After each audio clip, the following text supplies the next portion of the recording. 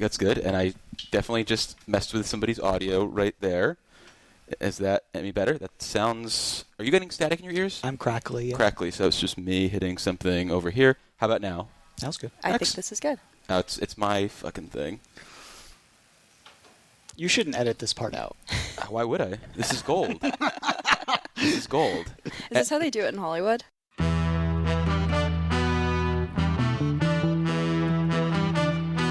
I've also declared war on potholes, so here's the first shot across the bow. Well, as you know, with Planet Albany, there's always something that makes the planet turn. And it's this amazing view of D.C., and Eddie Vedder comes out. And he goes, "You have a cigarette?" And I've never smoked in my life, but if I had, I wish that was the moment. And this strategy takes us from potholes to knotholes. I would like to say it was a pleasure, Mr. Kim. But I'm on the road. I'm David Lombardo, and you're listening to Dispatches from Planet Albany, a WCNY podcast about power and politics in state government.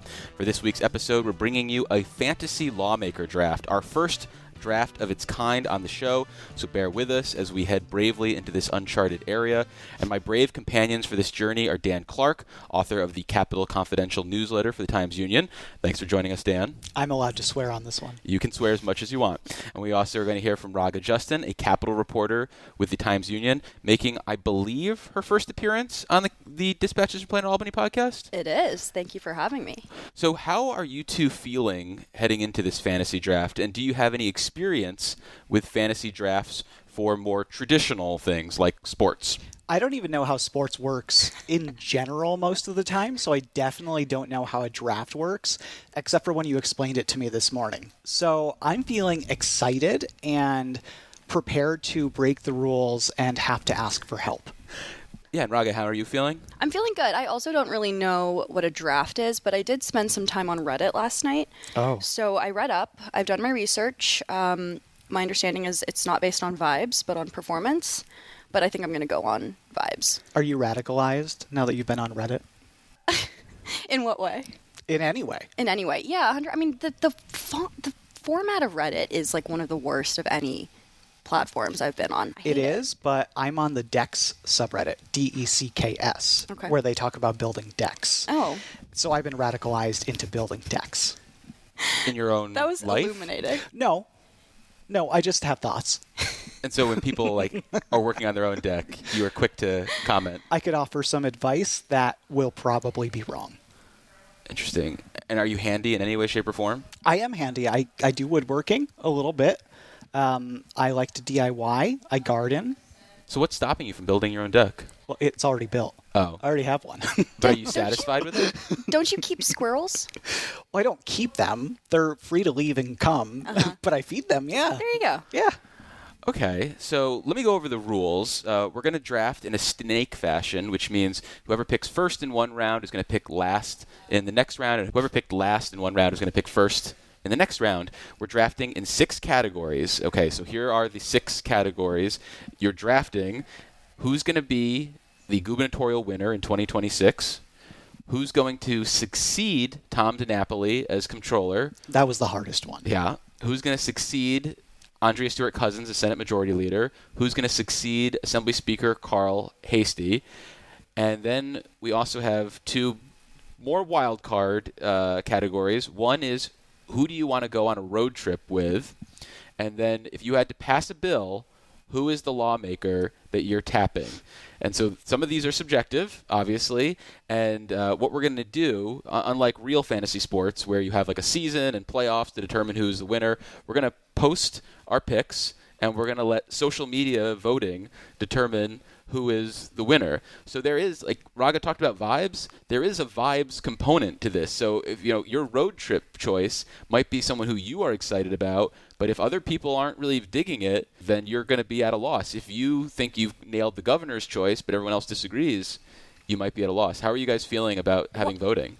I didn't know that there was going to be a public feedback portion. I didn't either, but I'm thrilled. You know this gets posted, right? I mean, there's going to be public feedback regardless. I guess, yeah, this does go on the internet. This is terrifying. All right. Yeah. But Dan's working with, what is that, a Post-it note? Well, my whole life is on Post-it notes, including this. And yes, I've thought a lot about this. Okay, all right. Well, and I'm going to be popping up an Excel spreadsheet here, Dan, and Good. I really hope that I won't look at your notes if you don't look at my Excel spreadsheet. I don't even know how to use Excel, so I won't even look at it. There's a Reddit page for that. Yeah. Well, Raga, you have a computer as well. What do you do. have fired up on that? I have I was like throwing all my thoughts onto this blank Google Docs page last night. So I've got every round mapped out. I've got 3 or 4 picks per category. And that's important because once someone is chosen, they cannot be chosen by anyone else or for any other category. Yeah, the DraftKings subreddit was very clear on this. No free ads, Raga. No free ads. We're sponsored by FanDuel actually here, or we would take FanDuel advertising. Evan Stavisky, if you're listening, please get me some FanDuel money. So we were supposed to pick the order by like picking something out of a hat. Time got the best of me, and I didn't necessarily get to do that. So what I have instead are assigned numbers to names. And Dan, you can see that right here. Numbers, and we have names right there next to them. Yes. Raga, you pick a number 1 through 3, and that person will be picking first. 2, easy. Dan has the first pick. Damn it. Now pick the next number, 1 or 3. 1. Dave has the second pick. Raga, you will be picking third, and Dan can That attest. feels rigged already. That's okay. It's a snake. So Yeah. you get the first pick on the second All one. right, fine. All right. Look at you, not just decks. Fantasy draft work too. I learn quickly. You really downplayed that. All right, so Dan, you have the first pick of the draft. Who are you taking? For which? Yeah, what's the category? You guys can choose. So that's the thing. Oh. That's why this is a madhouse, man. Oh, you goodness, can jump goodness around. This gracious. is unfair. Okay. All right. Yes, that's the thing. It's like, so just for understanding, like when you're drafting a fantasy football team, you don't necessarily have to go quarterback first. You can go running back first, and someone else can then go, well, my running back was chosen. I want a quarterback. So yeah, this is a wild card, guys. It's not like picking dodgeball teams at school. It's not. Did you guys, any of you draft dodgeball teams back in the day? No. Never. Maybe. I don't know. We didn't grow up in the 70s. Well, yeah, that's true, too. Now you guys make me feel old. And I didn't grow up in the 70s either. I was born in 87. So Okay. Dan, Allegedly. the world is your oyster. I'm just going to go down my list and start with the next Assembly Speaker. Okay. My draft pick is Mikhail Slosh. Ah, damn it. Yeah, I knew that somebody else would pick that. She beat me to damn it. Yeah. That was my top choice. I think that she has been either on her own volition or at the encouragement of others positioning herself for that role. And we know that Carl is going to step down at some point in the next 6-ish years. So she's made a pretty big name for herself being chair of the caucus and doing a lot. Yeah, I think that's a good choice for a lot of reasons. I think the caucus is clearly an important thing. I wonder, though, being from Long Island and not New York City, is that ultimately detrimental because there's the power in New York City, but she is really a stone's throw away from Queens? No, I think it actually gives her an advantage because everybody knows that you're going to pick somebody from the city or the suburbs. Long Island is New York's political battleground now. So if you have somebody from there who has a proven track record of winning and helping other people win, maybe that'll help her politically in the assembly. Yeah, she can code switch. She can talk with the New York City people, and she can be like, my suburban brothers. Yeah. I'm with you. I get it. Westchester. Yeah. I'm from Long Island. Same problems. All right, so I'm up next, and this is going to be the least sexy pick, but I also think it's the one I feel the strongest about, and this is who the next governor will be. Who's going to get elected in 2026? Okay. And I think it's going to be Kathy Hochul. I don't like any of their choices. I know it's fun to cover everything else. It's fun to talk about Delgado. It's fun to talk about Torres. It's fun to talk about Mike Lawler. I don't know if there's a fourth name out there yet, but I think Kathy Hochul as an incumbent has all the advantages, and I don't think, assuming she runs, that she's going to mess it up any worse than she's done a previous campaign. Yeah, I agree. And you know, the polls will say but like half of voters don't want her to be back. Yeah. But you have to look at that also from the long-term perspective of it's going to be Kathy Hochul in a Democratic primary. If she doesn't have a strong challenger, then they're going to pick her. And then it's just her versus the Republican, and they have such a strong enrollment advantage. But independent voters are more siding with the Republicans these days. So it's a little tighter, but I agree. I think that she would probably win. And there's a growing number of independents and unaffiliated voters, too. Right? Exactly. We don't know what that's going to be like in 2 years. Raga, you have the last pick of the first round, courtesy of your own selection. And I can just pick any category? Any category, and you just can't pick Kathy Hochul or Mikhail Slage. Oh, my God. Okay. All right. I'm going to go with the next Senate leader. Okay. I'm going to go with Bailey. Ooh. Yeah. And why are you picking Jamal Bailey? I think he's well-liked. I think he is now chair of one of the more powerful committees, one of the most well-padded committees, for sure. So people bring up this idea that there are powerful committees, and I kind of hate this narrative. Okay. Because it's like, well, what's the not powerful committee? Is like Budget and revenue. Yeah, I mean, there's some that are just kind of random, right? Like, yeah, the libraries committee. yeah, exactly. I still Insurance, think it's powerful. one of it's like one of the more lucrative ones, and isn't that But when you say important? lucrative, you're talking about his ability to raise money. Yeah, yeah. Not necessarily, he doesn't get extra money for doing insurance. No, sorry. But I also think that's somehow a testament to your political power in a lot of cases. And I think, like, he's well-liked, it seems like, among the conference. And he's the head of the Stewart Bronx Cousins seem to like him. Yeah, Democratic exactly. Committee. So I think he's a solid pick. I'm going to go with that. He's also not politically very far to the left. Right. No. He is somebody who takes a moderate position. He's a cipher works to a well. certain degree. Yeah. People kind of read into them what they want. They just look at him and say, oh, he's a black Democrat. Maybe he's progressive, but I can also listen to him speak, and it's like, oh, this guy's kind of more centrist, and his Yeah. positions are more centrist. Well, he hasn't staked himself out in a way that other people have, like I think Jessica Ramos and Zellner Myrie have right now, right? I mean, I think he's stayed in the shadows, sort of, but I think it's prepped him for the next line of succession. Yeah. What do you guys think of the idea that he's too close to Assembly Speaker Carl Hastie? So if Andrea is gone, because he worked for the Speaker, if Andrea is gone and Carl's still around, would there be some reluctance amongst Senate Democrats to then empower Bailey? Then you've got all the power based in the Bronx. That's a very good question. That I hadn't is. considered that. I don't know, though. I think when people in the legislature look at Carl, I don't know if they necessarily think of the Bronx first anymore. No. Back then, Bronx, before he was Speaker. But I don't know if that'll necessarily be on their minds, in the same sense that on the congressional level, you have Hakeem Jeffries and Chuck Schumer as the Democratic leaders of their conferences, and they're both from Brooklyn. So You make a really good point, though, about the Speaker's identity, because he has clearly shown that he takes that role of being the Speaker for all of his members really first and foremost. He's not necessarily thinking about his district first and foremost. He's thinking about his constituents being those 100-plus Democrats that he represents. He seems well respected among his conference, and I think being tied to him would only enhance that for Bailey. Well, it's time to turn to the second round, and Raga, you have the first pick of the second round. And what category will you be turning to? And I can do one that we've already covered? Yes. Okay. All right. I'm going to do something crazy. I'm going to say that the 2026 gubernatorial winner is going to be Letitia James. Wow, that wasn't even on my board. Okay, how did you get to her? I think that she is carving out some sort of higher ambition right now. I don't know what it is, but it's definitely not just AG. I don't think. I think she's positioning herself for something bigger. I don't know what that is, but it seems to me that the next logical step would be governor. And, her public profile is especially high right now, given everything going on in the feds. She is like the number one antagonist for the Trump administration. Unclear how that works in New York, whereas we've just spoken about, like, we don't know how the political makeup of the state shifts in the next couple of months to years.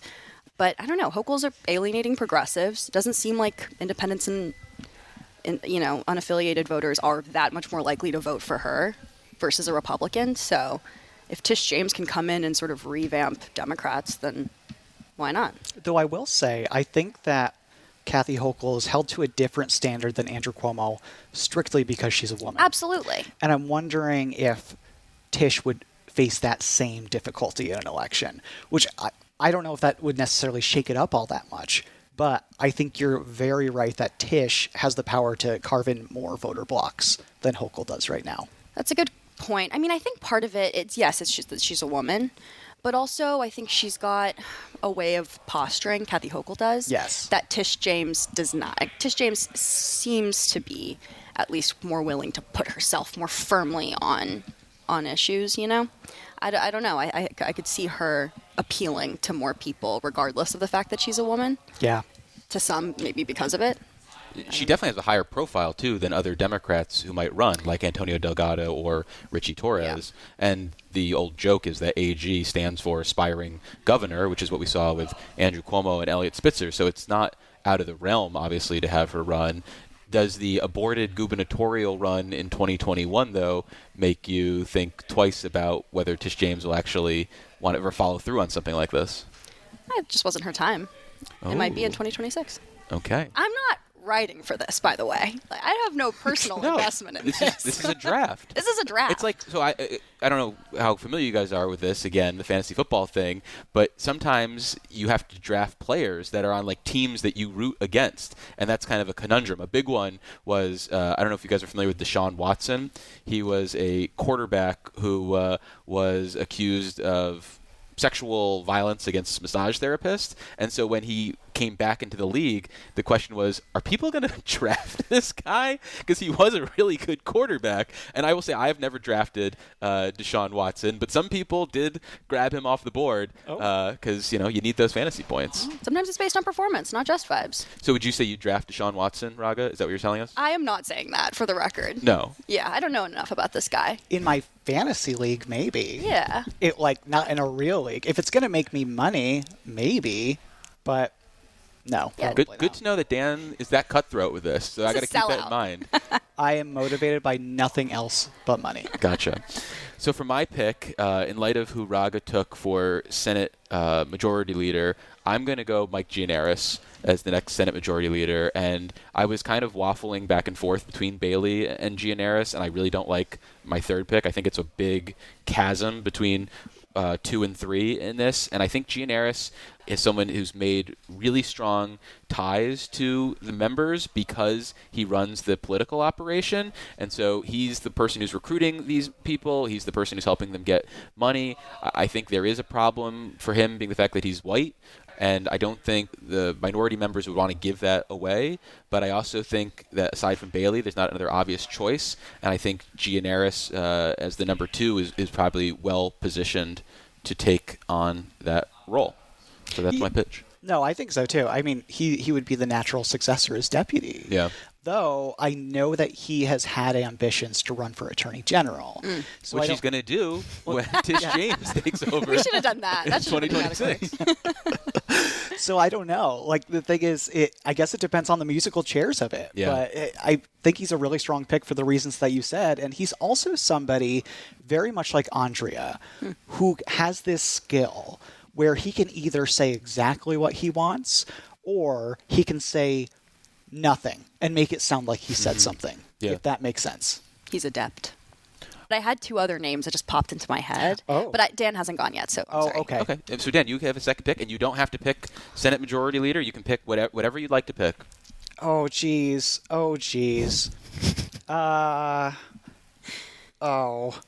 So we did Speaker. I did Speaker. You've picked Speaker. You have 5 other open categories. Okay. That road trip, that passing of a bill. You know what? I'll go with new Senate leader because I want to hear what Raga's other 2 picks are. My dark horse candidate is Shelley Mayer. That's a good one. Ooh. She has a lot of good relationships with members being from the assembly, and she has a presence to her that other members don't have. She is a well-dressed woman. She is so well dressed. Oh my gosh. And so is Andrea, so there's something to be said. Yeah. I will miss the scarves. But if Shelley Mayer could do something like that, I think we'd all prefer that. With the scarves? Yeah. Well, so could Mike Gianaris, really, when it came down to it. Well, he could do scarves too. Anyone could. Yeah. And Shelley Mayer also has experience kind of behind the scenes in the Senate working as counsel. Yeah. Had kind of mixed experience if you deal with some of the sexual harassment handling stuff, but she's definitely well respected, and she's definitely someone, if someone was giving me odds on who to pick as Senate Majority Leader, I would choose her because obviously Bailey and Gianaris are the sort of front runners, and so you wouldn't get as good of a payout if you bet on her. But with Mayer, Mayer, you'd get a lot longer odds, and so your money would go further. So that's who I would love to bet on. I think that's a great pick that way. Thank that's you. interesting. So the lower the chances someone has of actually winning, but then when they do win, Bigger payout? Yeah. Fascinating. Oh, that's just basic gambling, I think. Okay, all right. Well, sorry, Dan. I'm not a gambler. Yeah. Okay? So who else were you thinking about Senate Majority Leader? I have Cooney and Hinchy down. I actually also picked Cooney. Really? Yeah. I've heard he's somebody, he's younger, obviously, but he's somebody people in leadership seem to really enjoy. Yes. Okay. Well, Dan, it's your pick again because of the snake format. Oh, my goodness. Yes. Oh, no. And you can go anywhere you want. Okay. You know what? I'm going to get the Who Succeeds Tom DiNapoli out of the way. Okay. I really hope you don't pick mine because I hate my other picks. Well, here's the thing. I did have a pick, and I'm going to change my pick. Oh. To my third pick, because as I was thinking about this morning, I actually think that if Tom DiNapoli leaves sooner rather than later. And what is sooner rather than later? I mean, I don't think he's gone in 2026. I think no 2030s. Yeah, I would say like if he's gone by 28 or 30, I think David Weprin could get himself in there for that. Wow. He was. I have notes. He was on the New York State Banking Commission in the 2000s, and he had a very high-profile but unsuccessful run for New York City Comptroller in 2009. Oh, that's a good way of thinking about things. I didn't even think about the people who have run for city controller. And I'm looking at a name right behind me, and I don't want to screw this up. But didn't Brian Benjamin run unsuccessfully for New York City Comptroller? Yes, he did. That's how he got in a little bit of trouble, right? But maybe that's his comeback. I'm not going to choose that, so I'm okay throwing it out there. But that's Brian Benjamin's comeback. Yeah. As state controller. But sorry, okay, David Weprin. Yeah, Queens' own. I think so. He went in the assembly, 2010, 2011 to replace Mark, his brother. And yeah, I think that he could garner that support. Cool. So I want to go to who I would tap to pass a bill. And this is one that I feel very good about. Assemblymember Amy Paulin. Ah, damn it, Dave. That was my first pick. And in terms of research here, I looked at 2024, who passed the most bills in either house. And Brad Hoylman Siegel was number one. Well, I don't really want to give you guys this research, but Amy Paulin passed more than 40. I don't want to impact people, but she passed more than 40. And I just have this lasting image of her with her notepad just going into the Senate and being like, hey, I want to talk to you about my bill. Hey, we got to move this bill. And then in the assembly, she's, whipping votes and moving things. And even though she is part of the powerful Assembly Health Committee, she has so many other interests and areas that she gets involved in. And so she's clearly demonstrated that she can pass bills on a variety of topics. And she is a workhorse. And for that reason, I feel really good about taking Amy Paulin. Can I just say, if I was an advocate for a cause that a lot of people had given up as lost, I would also want Amy Paulin to be the sponsor on that. Because, I mean, I think of like the medical aid in dying bill, I feel like she's been really vocal about how much she cares about that as an issue overall. I don't know if she's actually what she's doing behind the scenes. She talks a big game. She's like, I got the motherfucking votes. Yeah. But, I mean, I don't know. I feel like if I was an advocate, I'd want that kind of confidence, I will say, since that issue really started to become popular in Albany, she has definitely gained votes for that bill. Like, I think a couple of years ago, they passed half of each chamber in terms of co-sponsors. So, yeah, I don't know. I think the question was, like, what's holding up that bill? But that's for another podcast. Not Amy Paulin. Not Amy Paulin. All right, Raga, this is your third pick. You've chosen Senate Majority Leader and Governor so far. Where are you going next on the board? And remember, you have 2 picks in a row. Oh, really? Oh, right. Remember, the snake, guys. The snake. Yeah. Hiss. Okay, fine. You know what? I'm going to go with who's going to succeed Tom DiNapoli. Okay. I feel like I'm at a firing squad, and at any chance, you're going to shoot me in the head and take my first choice. I don't know if these would be, but, oh, man, I don't know who I want to go with now. Okay. John McDonald. Wow, he was on my board. Okay, so why John McDonald? GovOps. Uh-huh. I feel like he has an intimate understanding of the wonkiness of state government, which seems to me what's required of the comptroller, because they put out a lot of audits on shit I do not know anything about. Yes. That's about it. And his brother's in a big time position, so I could see him being like, you know what, 2 for 2. Ooh, but if James McDonald is still the health commissioner, does that ruin his chances? Conflict Because of interest. then it's like these Democratic insiders are The McDonald brothers. putting these family dynasties in. And is there a Burger King That's backlash? a band. I don't think there's a Burger King backlash, but Okay. I would say Wendy's would have something to say about that. You guys get Wendy's up here? Yes. Yeah. I'm driving around with Wendy's coupons in my car right now. Good investment. Yeah. Give him to McDonald's. So here's my issue with McDonald. How old is he right now? I'm not going to answer He's that. 62 years old. Is he? Yep. I looked this up because I was thinking about the ages of He looks great. people. Good so for him. in 5 years, he'll be 67 or 68. I don't know when his birthday is. And is that going to be too old? And not to be president, obviously. Well, how old's Tom DiNapoli? Tom DiNapoli just recently turned 71. So he's got a couple years. But when he started, he was 53. Oh. Okay, fine. Do I have to say something else? No, you can say, Dave, Oh, right. I can great just go job. with this? Okay. All right, so who's your fourth pick? Do you want a reminder of what you have left? No. Okay. I got it. Okay. I don't really know about this one, but the lawmaker I would want to pass my bill, because you took Amy Paulin, it's going to be Michelle Hinchy. Ooh, a lot of love for Michelle Hinchy. Yeah. Next Senate Majority Leader, she's passing bills.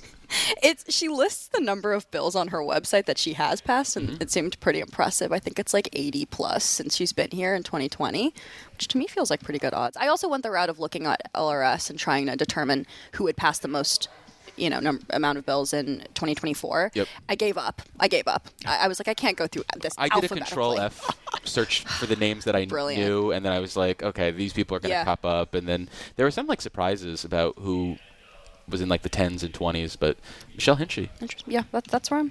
I think that's good. I think that she does a lot of work behind the scenes, too. She really does. And I also think she is someone who seems to really go after communities and constituents with kind of a laser precision. I don't know, the agriculture stuff that she's put forward, I'm like, it's really, really niche.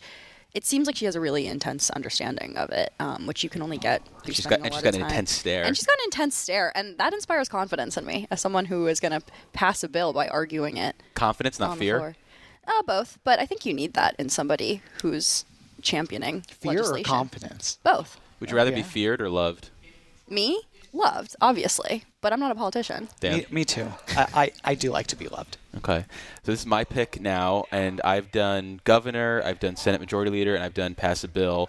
And while you both have chosen your comptroller candidates, and really I could wait till the end, I'm worried about this person getting chosen in another category. So my comptroller candidate is Jim Skoufis. So he's head of the Investigations and Government Operations Committee in the Senate. He recently tried to raise his profile with a half-hearted DNC run, which ultimately he gave up to endorse the person who became the DNC head. And I think this is obviously done to raise his profile a la Pete Buttigieg. And if I'm really drinking the Skoufis Kool-Aid, I'm putting him in my 2026 gubernatorial group, but I'm not willing to drink that Kool-Aid. I think that's insane. But I do think that he's someone who could be poised to succeed as comptroller. The case against him, in my mind, is that he would want to be a very active auditor, and people would not want that. Democrats would not be like, yeah, let's give this guy the keys to the car so he can drive all over us and give us a hard time. And I think that might be a problem for him. Based on the sheer volume of stuff that comes out of the comptroller's office right now, though, wouldn't you argue they already do that? I don't think they necessarily go after the most controversial things. I think that their audits are sometimes aimed at the recurring punching bags, so to speak. It's like, oh, we're not spending Medicaid dollars effectively. Thanks, comptroller. I think Skoufis also has a different argument for comptroller in that he's been really focused in the past couple of years on IDA spending around the state, local IDAs, and kind of what he says is the misuse of taxpayer dollars. He's also been really focused on tax credits, too, and whether they're effective. So he clearly already has money on his mind in that sense. So I want to peel back the curtain on my research a little bit, too. So I was trying to figure out what is the pathway to becoming a comptroller. So DiNapoli came from the Assembly. Before him, Alan Hevesy came from the Assembly, both about 53 when they took over. Before Hevesy, we've got Carl McCall. He was in the state Senate, then was kind of like an Albany insider, was in his late 50s when he got tapped. Then before him, we've got Ned Regan. I hope I'm pronouncing Ned's last name right. A county executive in his late 40s. So it doesn't seem like there is a clear pathway to becoming comptroller, and it could kind of be anybody. And I wonder about the wild card nature of like an outsider, like a business person, a county leader, somebody who's a cabinet official. So I wouldn't want to place a lot of money on a 2030 comptroller bet. I had 3 picks for that reason, because I was like, there seems to be a variety of pathways to this office. What do you guys think about Andrew Gennardus as a possible person? For comptroller? I had him on there. Okay, Yeah. Head of the Budget and Revenue Yeah. Committee. I believe it's not necessarily one of the most powerful ones, but has that workman-like efficiency. He's a lawyer, comes from Brooklyn. I don't know. That was on my list as well. I And see Jumaane him. Williams. I see him more for Attorney General. Okay, Oh, interesting. That's not I don't bad. even know if he's a lawyer. He is. Oh, well, there you go. He is. worked for Eric Adams. Oh, Or in his office. Yeah, in the Brooklyn Borough President's office, right? Yeah. just that little kiss of death for this podcast. Just a little for nugget, Andrew sorry. Gennardus. There you go. I was struck by it, so I thought everyone else should be too. Wait, Dan, have you already picked your comptroller? I'm sorry. Yeah, David Yeah, Weprin. David Weprin. Oh, okay, right. Can I say my other 2 picks though? Please. My second pick was Jennifer Rajkumar. Well, who you recently know. launched a bid for So she- the city version of this. But then she she's- pivoted. Yeah. Well, right, but she was floating around in my head. Okay. Second of all, Does she live rent-free in your head? rent free. And is she wearing a red dress? No, magenta. Okay. She switches it up. Bizarre. Andrew Hevesy, Family Legacy. Okay. Taking it back. That's it. That's like all I it. wanted to say. All right. Well, now, Dan, it is your pick. Okay. So I've done Speaker, I've done Senate Leader, I've done Comptroller. Correct. Lawmaker that I would want to pass my bill. I'm going to say 2 choices. I'm going to tell you which one I picked and which one I would actually probably pick. Okay. Okay, so the lawmaker I'd want to pass my bill is Brad Hoylman Siegel. Gotcha. Because he gets so much across the finish line. He's done so many high-profile bills on such a short time frame, too, that I would just have confidence, depending on the bill, that he would get it through. And so that's your actual pick. That's my actual pick. Gotcha. That's the person that I am saying here that I would pick. But behind the scenes, I would pick Leroy Comrie. Because No, I think this came so far from left field, it's like in another stadium. But keep going. yes. If you, I check the bill introductions every single day. If you look at Leroy Comrie, he carries so many bills, so many different bills that clearly he probably has nothing to do with. I think that these are just bills that he just puts his name on. Yeah. I have no idea. But my bill could be one of those bills. And I get the sense that maybe if his name's on it, then people won't ask questions. But introduction and passage are 2 separate things, right? That's true. But he passes a lot, I think. Does he? What about Linda Rosenthal doing that same principle? She keeps bill drafting commission working overtime with the number of bills she introduces. That's true, but she does have big wins when she gets them. So she could be a good choice Yeah. in the future. Well, you get to pick again, Dan. Oh, geez. Snake. Okay. So that means I have road trip and governor winner. Yep.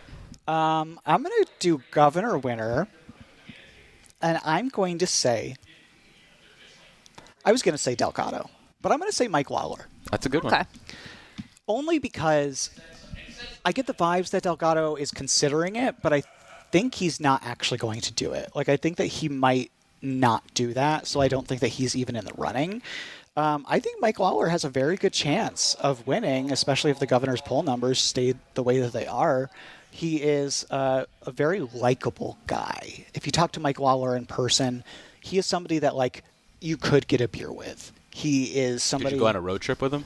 I would go on a road trip with Mike Lawler. Hey. I don't know if it would end Not well. allowed. Oh, well, he's not my pick. He's not your pick. But I do think that he could bring a lot of voters in that she cannot get, the independent voters. Yeah, I think that's well put, and I think he represents the Republicans' best chance Yes. at winning back this seat in 20 years. Delgado's so interesting to me because I don't know how you can step out from the shadow of your boss like that. And Yeah. it's odd that people keep sort of floating him around, but that even he keeps doing things that would intimate that he's about to launch some sort of run or that he's like exploring a run. Well, you give know? vibes like you're trying to become the state editor at the Times-Union. Me? Yeah, like you're coming for Brendan, Brendan's if you're job. hearing this, if you're listening to this, it's not true at all. Keep your door locked. Okay. Well, I'm going to pivot now. It's my turn. What? I feel like I haven't gone in a while. Well, guess what? After I go, you get to go twice. All right. I'm going to go with Assembly Speaker, and I don't love this pick because Szilagyi is already off the board, but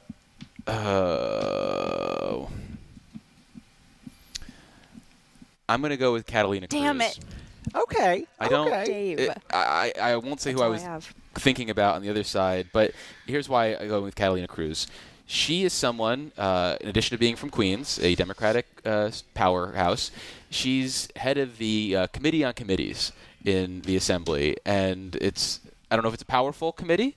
I think it's definitely not a well-known committee, and I think it's one, though, where you're able to build up relationships with your colleagues. And I think she also fits the bill as someone who kind of seems progressive, but is also very centrist. I mean, she carries some bills that I think a lot of progressives would balk at. And I like the idea of her being someone who can then consolidate power.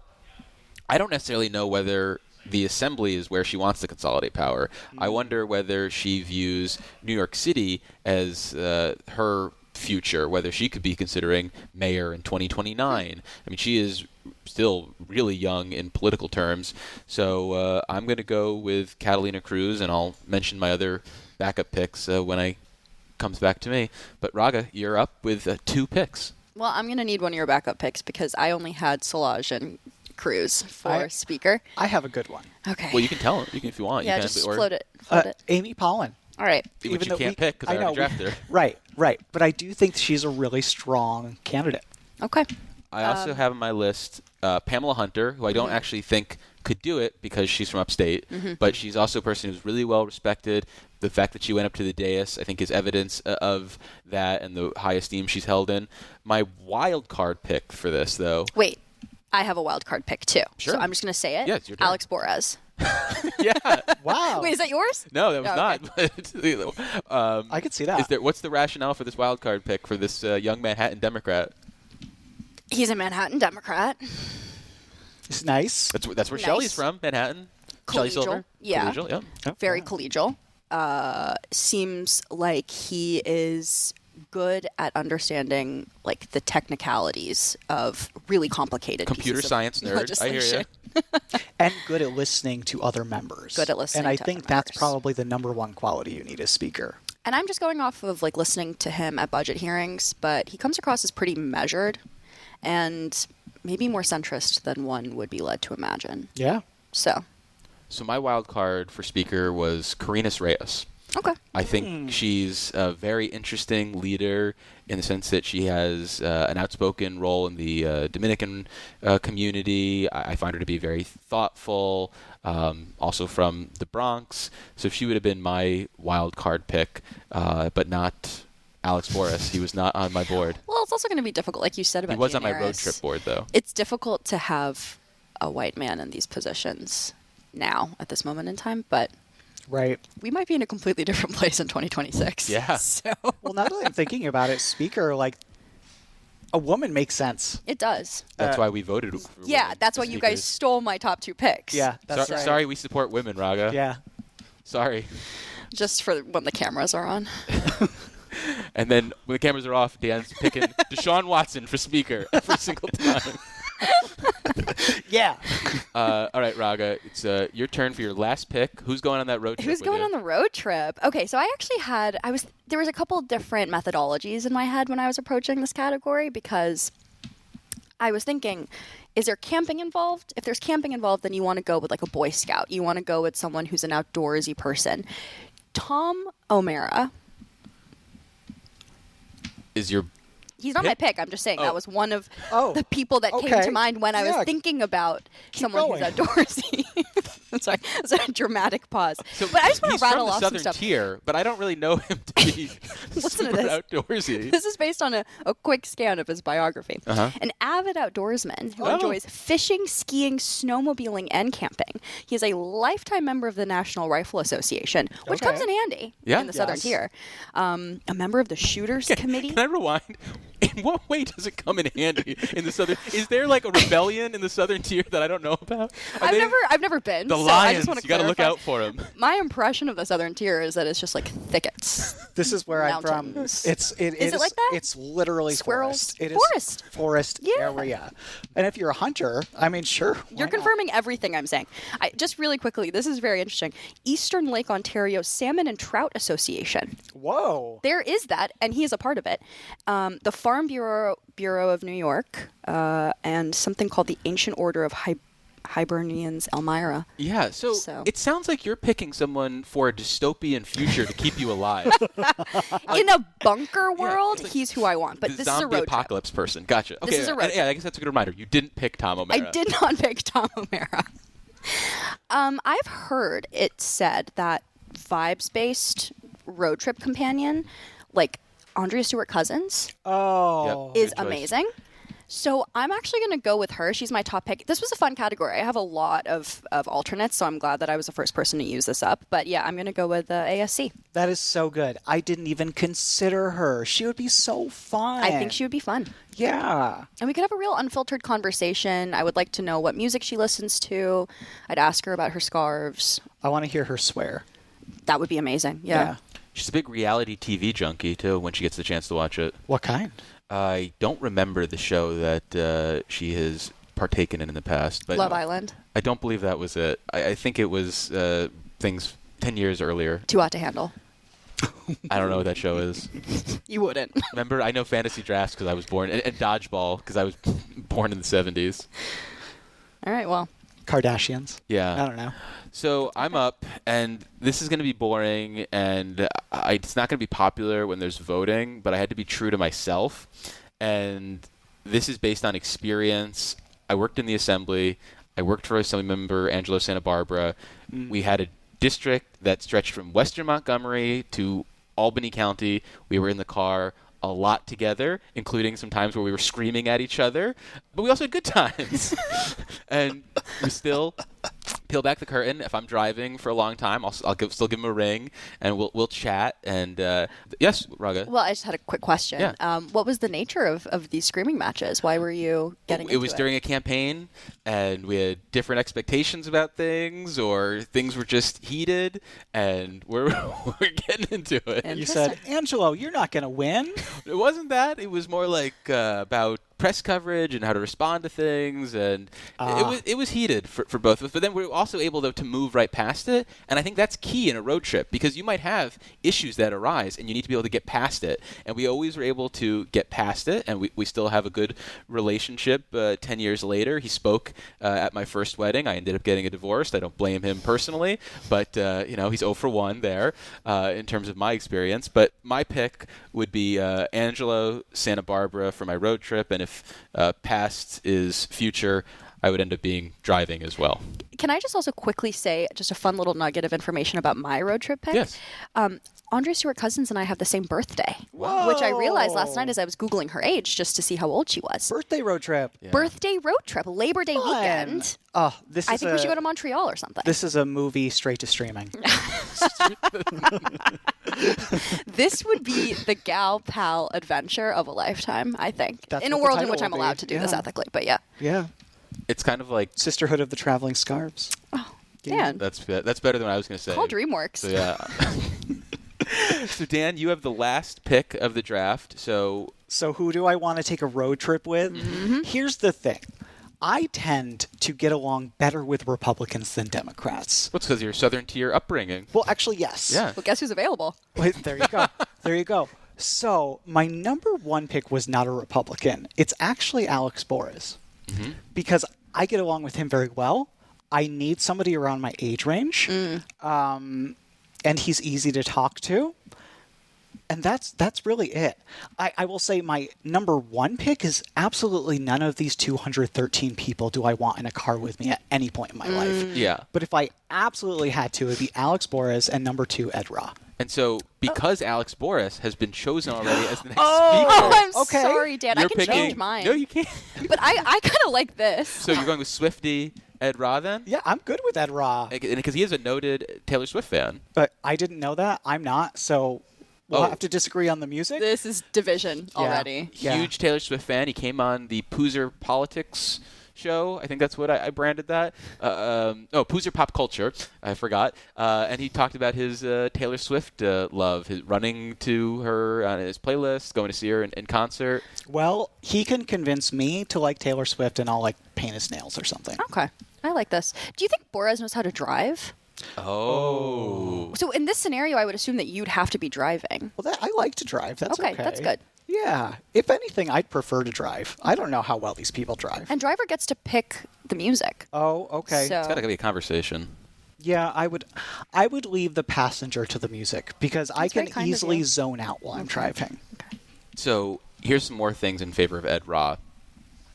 I know from some staffers that they like seeing him out in Dove and Deer. He goes to a track party that I'm familiar with every summer in Saratoga. So he seems like he's somebody who's up for a good time and not necessarily an asshole. Great. I love that. That's key. How long is this road trip? I don't know. Oh. What's the longest road trip any of you have ever taken? Oh, a jeez. week. And Well, how long have you been in the car to go somewhere? 17 hours. And where were you going? To Colorado. No. Oh, yeah, I guess for To listeners, Colorado. you're probably starting in Texas? Yeah, we started in Texas. Drove to, I want to say Colorado. To Zion National Park. Where is that? That's not in Colorado. I think that's in Utah. That's not Couldn't Utah. tell you. That's in Arizona. Couldn't tell you. I don't know. And who was your road trip companion? Greg Abbott? My college friend. Gotcha. Yeah, it was a good time. Dan? Throwback, it was actually Greg Ball who went with her. Because he did go back to Texas, right? Yeah, he did go back to Texas. Dan, longest road trip? I think, I don't know how long it was, but like 35, maybe 40 hours. Driving from here, not here, but like southern tier to very high up in North Dakota, Wow. where some of my family's from. Wow. Okay, I was going to say you need a good reason to go there. Yes, you do. Yes, you do. Dave, what about you? Have you ever been on a road trip? Yeah, I've driven to North Carolina a couple times. Once is a kind of a straight shot without staying overnight anywhere, and I'm kind of into that trip. I like settling behind the wheel with a bag of baby carrots Ooh. and 5-hour energies, so that way I don't have to pee as much, but I still get that caffeine, and just turn on the Capital Confidential podcast. Nope, that's not what it's called. No, that's me. The Capital Press Room podcast. You have too many podcasts if you can't keep them straight. Well, I used to host the Capital Confidential podcast, and I used to host Poozer Politics. But we now have our whole list. Would you guys like me to read them back to you so you know Yes. what we have? I'd love that. So I'll just do Dan's whole list. Speaker, Szilagyi. Senate Majority Leader, Shelley Mayer. Comptroller, David Weprin. Pass a bill, Brad Hoylman-Siegel. Next Governor in 2026, Mike Lawler. And Road Trip Companion, Ed Ra. For Raga, Senate Majority Leader Jamal Bailey. Next Governor, 2026, Letitia James. Next Comptroller, John McDonald. Pass a Bill, Michelle Hinchy. Speaker, Alex Boris. And Road Trip Companion, ASC. My picks, 2026 gubernatorial winner, Kathy Hochul. Senate Majority Leader, Mike Gianaris. Pass a Bill, Amy Paulin. Comptroller, Skoufis. Speaker, Catalina Cruz. And my road trip companion is my former employer, Angela Santa Barbara. How are you both feeling about your rosters when you hear them said out loud? I feel good. I feel strong. I feel solid. I don't know if I'm coming in first, but Top three? I would say top three for sure, Well, easily. Yeah, I think I'd be in the top 3 too. Yeah? Look at us. Well, I appreciate both of you heading in on this adventure with me, and I look forward to many more drafts, probably not sports related, but we'll try to come up with something in the future. No, I loved this. Honestly, just do exactly this again. Different questions, but love it. This was a great time. I wish there was actual money riding on this. That Yeah. would be fun. Do you guys want to put up each put up $1? Now you're shaking your head, Raga. No. I just said that. Okay, that's fair. When would this be decided? In like 2036? Yeah, right. Like, how would we gauge results? As I mentioned at the top, it is a voting system. Oh, right. Right. Okay, yeah, I'll bet $1. Yeah, I'll bet 2. Do I have to bet the same Two, amount? TOO, or 2 TWO. Do I have to TWO. match You're you betting bet, like $2? poker? I'm betting $2.